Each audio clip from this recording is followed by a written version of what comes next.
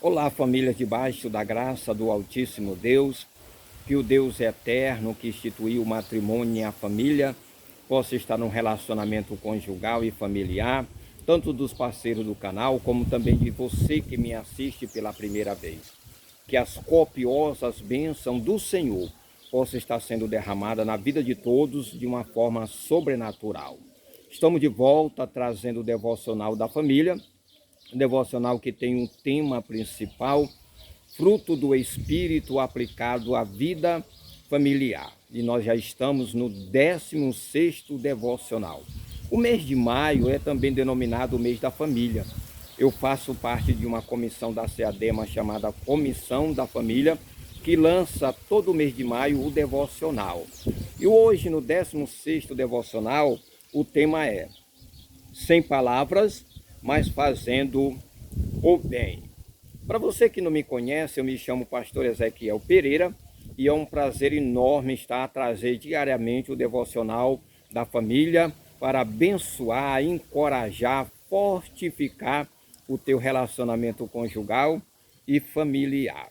O versículo da palavra de Deus se encontra em Éfeso, capítulo 4, verso 32, que diz assim: Antes sejam uns para com os outros benignos, misericordiosos, perdoando-vos uns aos outros, como também Deus vos perdoou em Cristo Jesus. Na maioria das cartas do apóstolo Paulo, bem como também nesse versículo da palavra de Deus, ele usa a palavra benigno. E o comentarista do devocional, ele diz assim: ser benigno não é apenas dar o pão ao necessitado ou a ofertar uma instituição social. Não é apenas dar o pão, não é apenas ofertar em uma instituição social. Ser benigno é ter os olhos de Cristo e emprestar a quem precisa e a quem está próximo de nós. Uma palavra de encorajamento. Quando você encoraja alguém, você está sendo benigno. Uma palavra de encorajamento, de apoio, um ombro para a pessoa derramar suas lágrimas ou fazer uma oração por ela. Quando você se importa por alguém, quando você cuida de alguém, principalmente no meio da família, você está sendo benigno para com esta pessoa, para com este ser a qual você conhece, seja ele da sua família ou não. Agora, algo importante.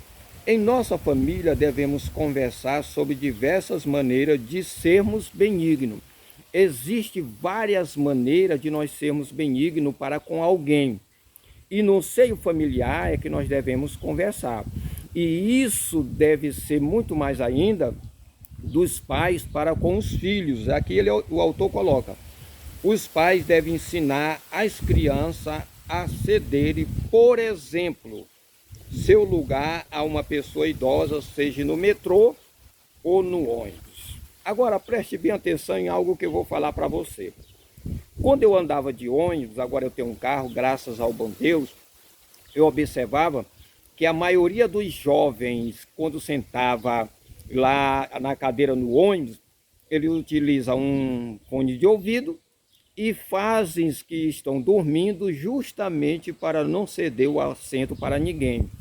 Às vezes o idoso ou a gestante está próximo dele, mas ele está ali fingindo que está dormindo, ouvindo o sono, fone de ouvido, mas ele não dá a mínima. E por causa disso, é tão bem verdade que por causa disso foi criado as cadeiras de idosos lá na frente do ônibus, justamente porque a maioria das vezes que os idosos estavam no meio do ônibus, ninguém dava o assento para os idosos e nem para a gestante.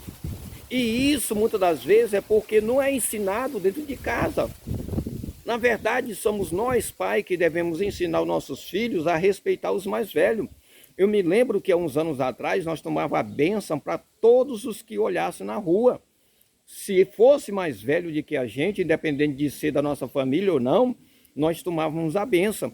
Hoje nós estamos vivendo em uma sociedade em que as pessoas são muito egoístas, só pensam em si mesmo.